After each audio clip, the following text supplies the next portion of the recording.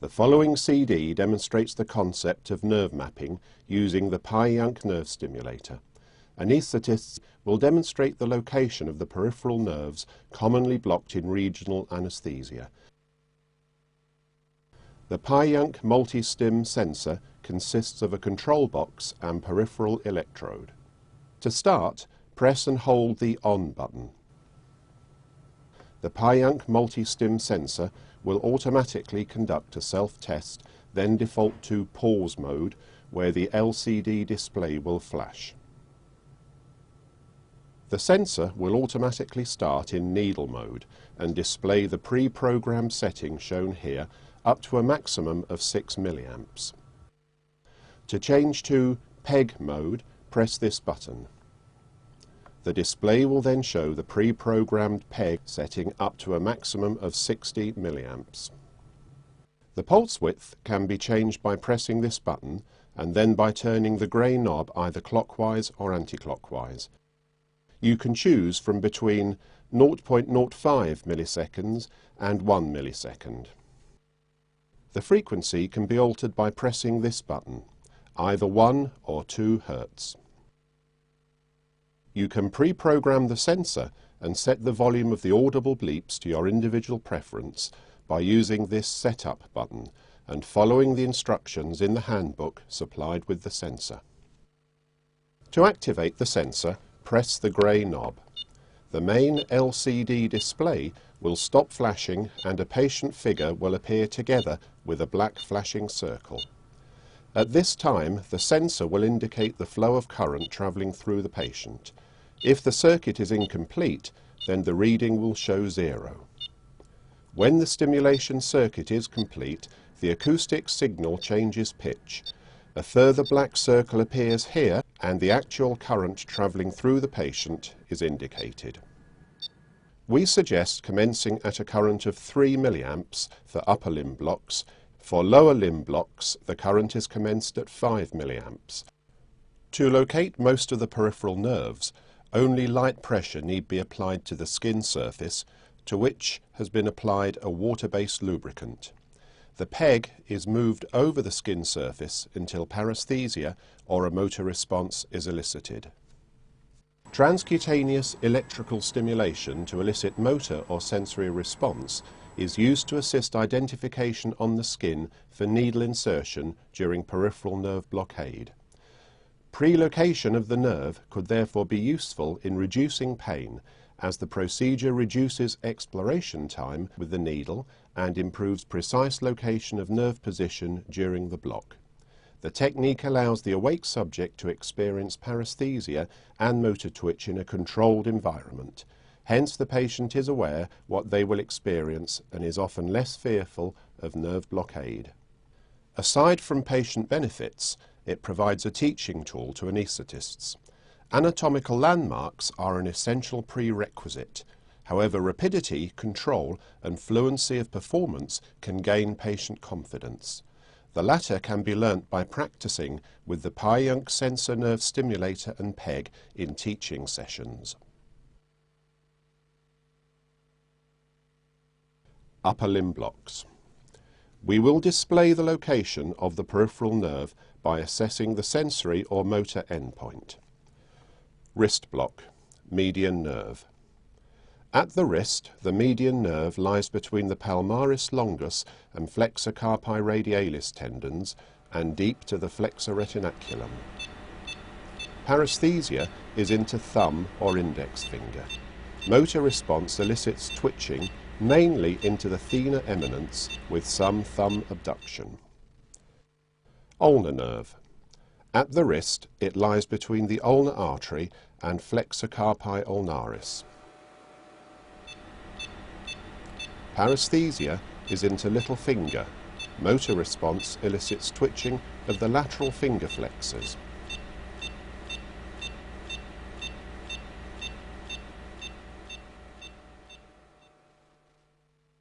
Elbow block, median nerve.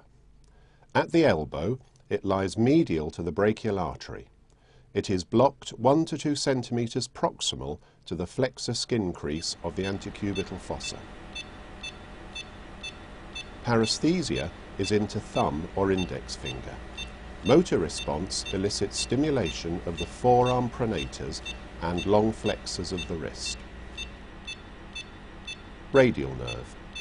At the elbow, it lies in the groove between brachioradialis muscle and biceps tendon, proximal to the flexor crease. Paresthesia is rare. Motor response elicits mainly wrist extension.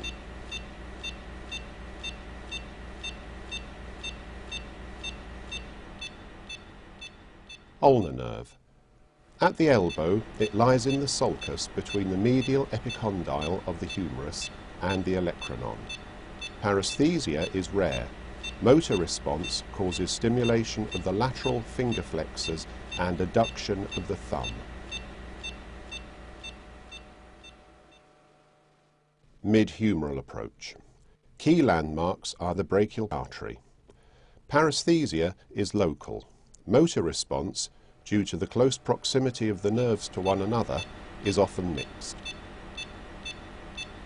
We can see median nerve stimulation, finger flexion and pronation, followed by a mixed ulnar and radial stimulation. Lateral finger flexion and wrist flexion and triceps twitching and forearm extension.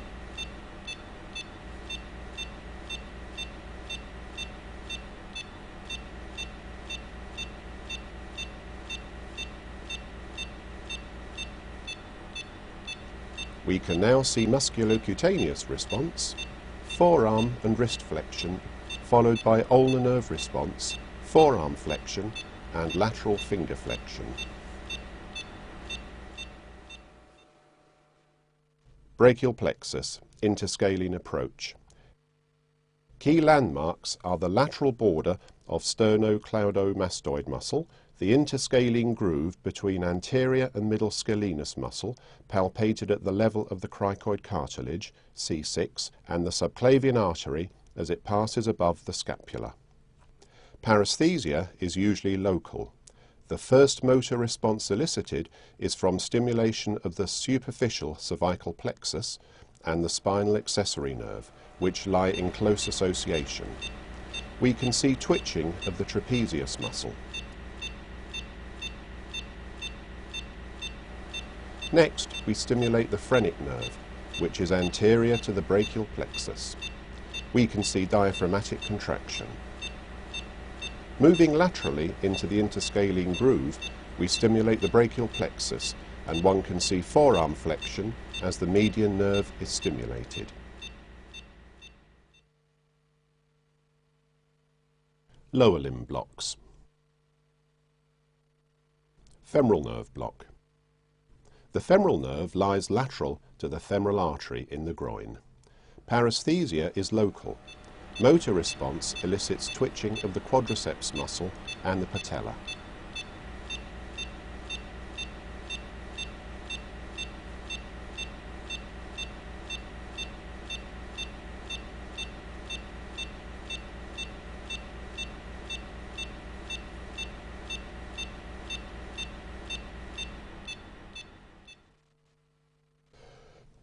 Knee block.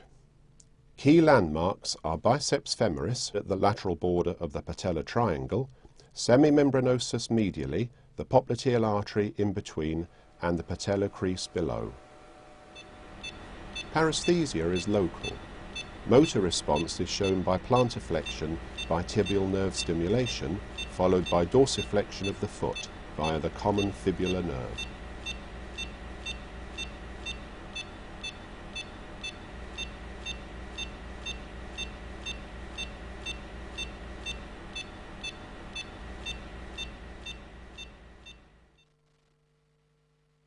Next, we stimulate the common fibular nerve again, lateral to the fibular head, and see mainly eversion of the foot and some dorsiflexion.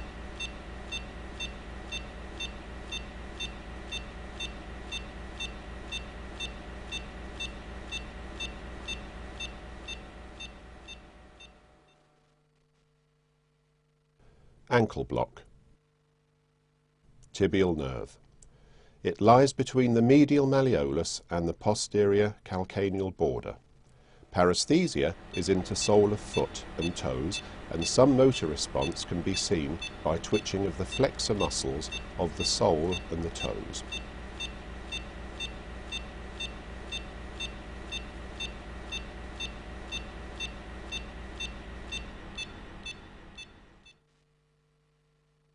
Saphenous nerve lies anterior to the medial malleolus, and paresthesia is into the medial aspect of the foot.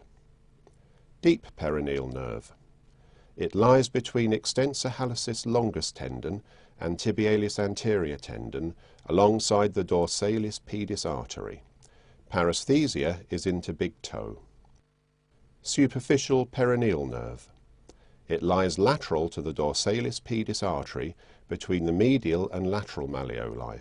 Paresthesia is into the toes.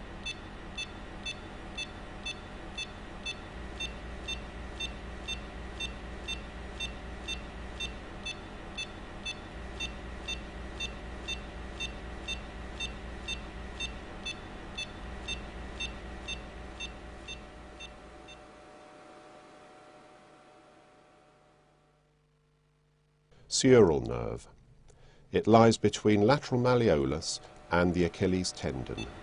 Paresthesia is into lateral border of foot.